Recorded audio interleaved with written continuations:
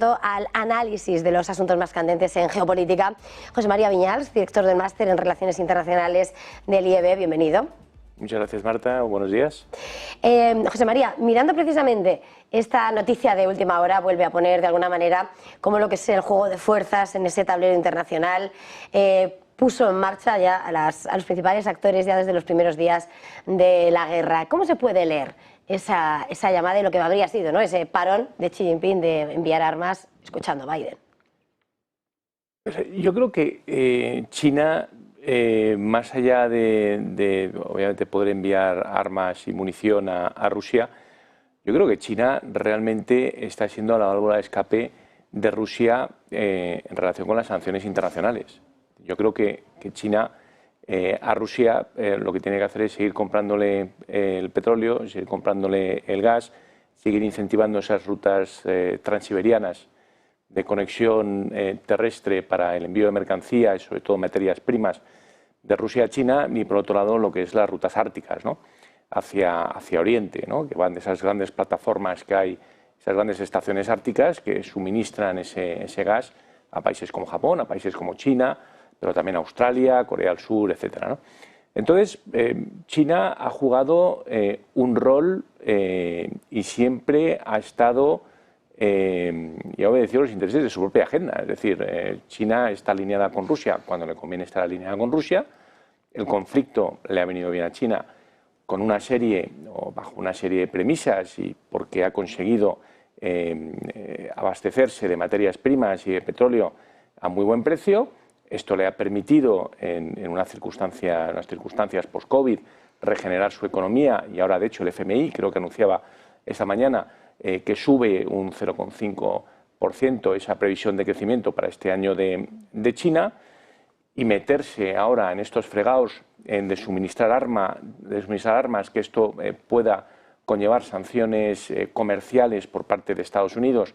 Que no olvidemos que Estados Unidos ya tiene sanciones específicas contra compañías chinas y contra algunas regiones chinas, también como es el caso de la provincia donde están las minorías yugures y también por lo que fueron en su día esas protestas de Hong Kong. Por lo tanto, Estados Unidos ya tiene estos programas que van directamente en contra del desarrollo de determinadas provincias en China, pero también contra el desarrollo de determinadas industrias en China, como por ejemplo pues son todas estas restricciones que tienen empresas tecnológicas chinas para desarrollarse en Estados Unidos. Por lo tanto, el tema de un posible abastecimiento de armas a Rusia, por supuesto, sería relevante, pero desde luego yo creo que si a Rusia le dan a elegir, oiga, China, ¿podría usted seguir siendo mi válvula de escape a las sanciones internacionales o suministrarme armas?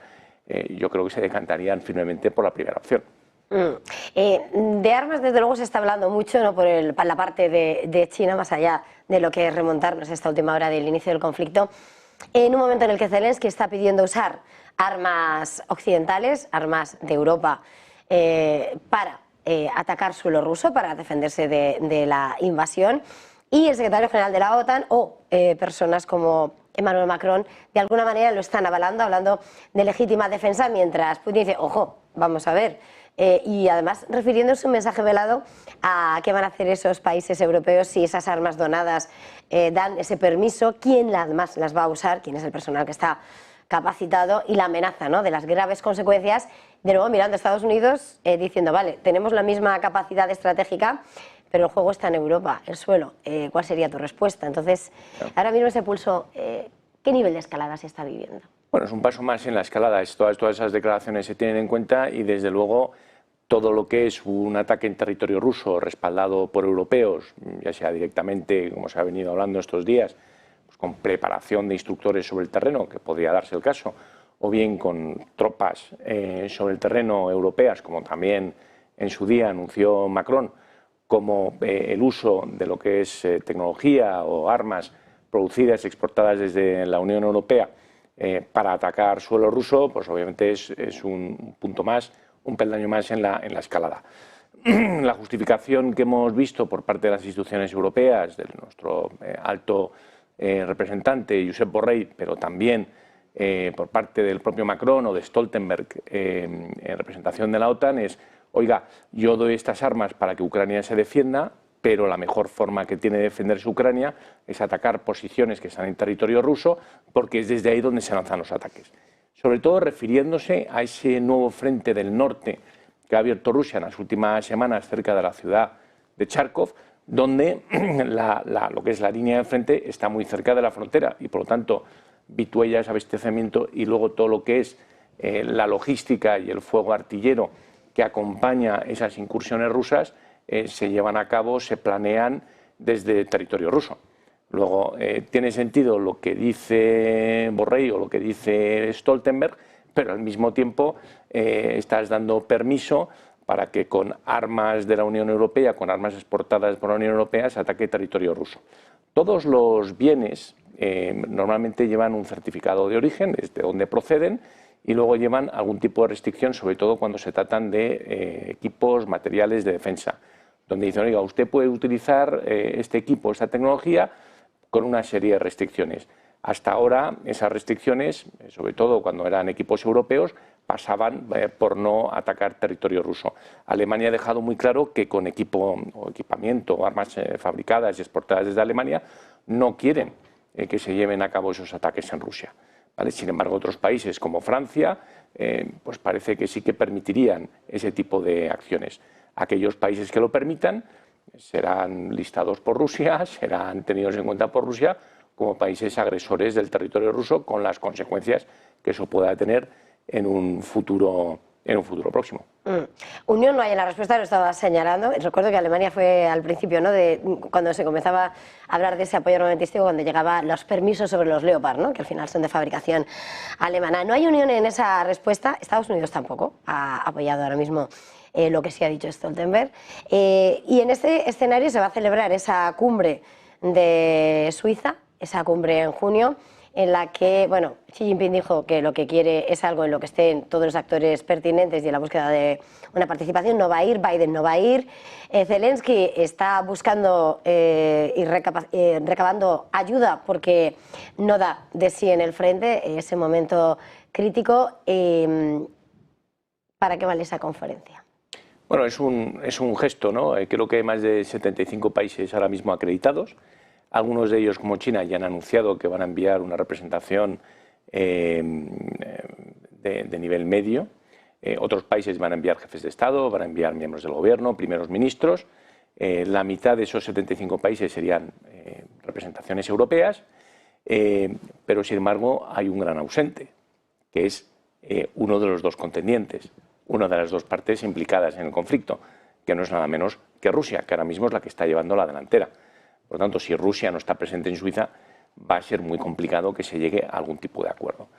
De todas formas, lo que se está viendo es qué declaración se hace intermedia en esta conferencia en Suiza, que va a tener lugar ahora en las próximas 2 semanas, para que en otoño, cuando se reanude o tenga lugar esa segunda parte de lo que se produzca en Suiza y que tiene previsto celebrarse en Arabia Saudí, en otoño pues, pueda servir para quizá un principio de o bien de acuerdo de paz, o bien de alto el fuego, o bien de armisticio. Que no olvidemos que las guerras acaban de un día para otro, pero hay muchas formas de acabar una guerra. Y también el momento en el que se encuentra cada una de las partes de la guerra, en el momento de celebrar ese acuerdo de paz o en el que se produzca ese armisticio, es fundamental para consolidar las posiciones. El presidente Putin decía el otro día, cuando en su visita a China, estoy preparado a negociar. Claro, ha abierto un nuevo frente. Vemos que en los frentes de Donetsk y Lugansk y también en el del sur se han producido avances rusos y está demostrando fuerza y está demostrando que tiene la capacidad para defender y al mismo tiempo atacar. Algo que Ucrania pues ahora mismo está en una situación mucho más complicada. No quiero, con la última hora hemos empezado centrándonos además sin lugar a dudas en lo que es este punto caliente en el mapa, pero Israel sigue estando ahora mismo en medio de la presión internacional. Aún así, los tanques en el centro de Rafah. La Casa Blanca ha dicho que todavía no se ha cruzado la línea roja, que van a mantener su política con respecto a Israel. 3 noches seguidas de ataques en Rafah. Y Netanyahu, que hoy es el día en el que los líderes de la oposición van a tratar de derrocarle. No sé ahora mismo el conflicto qué visos tiene de desarrollo. Bueno, el conflicto pone un aprieto a Estados Unidos a unos meses de las elecciones, ¿no? Porque por un lado tienes un presidente republicano que apoya sin fisuras, un expresidente republicano que puede tener un segundo mandato que apoya sin fisuras a Israel, y por otro lado tienes un líder demócrata que apoya a Israel, pero al mismo tiempo hace críticas a su primer ministro, al gobierno y cómo se está desarrollando el conflicto. Y además el Partido Demócrata tiene una parte, sobre todo votantes jóvenes, universitarios, que se han manifestado en las últimas semanas de una forma virulenta, solamente comparable con las protestas de la guerra de Vietnam, que le puede pasar factura en las próximas elecciones. Luego, Estados Unidos tiene que mostrar este apoyo, porque además es coherente con lo que ha venido haciendo en los últimos 70 años, pero al mismo tiempo no se le escapa a la administración Biden que puede tener consecuencias el 5 de noviembre cuando se produzcan las elecciones. Por otro lado, Palestina, en la causa palestina, va sumando países que reconocen al Estado palestino, como hemos visto con España, con Noruega. Ahora parece que Finlandia, que sería otro país de la Unión Europea, miembro de la OTAN, también se sumaría a ese reconocimiento, lo que podría hacer pendular también la política europea. Y no olvidemos que tanto Finlandia como Noruega como España son miembros de la OTAN, son aliados de Estados Unidos. Y que Estados Unidos, por un lado, está acusando a Putin y está iniciando procedimientos internacionales para condenar a Putin y al gobierno, y al Kremlin y al gobierno de Rusia por lo que se está pasando en Ucrania, pero al mismo tiempo no está haciendo esas condenas ni está dando apoyo a lo que son las órdenes y las instrucciones del Tribunal Penal Internacional contra el gobierno, algunas personas del gobierno de Israel, como es el primer ministro y el ministro de Defensa. Por lo tanto, hay una contradicción manifiesta y dos varas de medir, una con Israel, que es su aliado, y otra con Putin, con el que está luchando una guerra por proxy en Ucrania, en un conflicto geolocalizado en la parte oriental ucraniana. Pues efectivamente está en el punto de mira, ¿no? Esa actuación. Se nos acaba el tiempo. José María Viñals del IEB, ha sido un placer, gracias, feliz jornada, felices clases. Muchas gracias y Marta, y feliz negocio. Feliz negocio.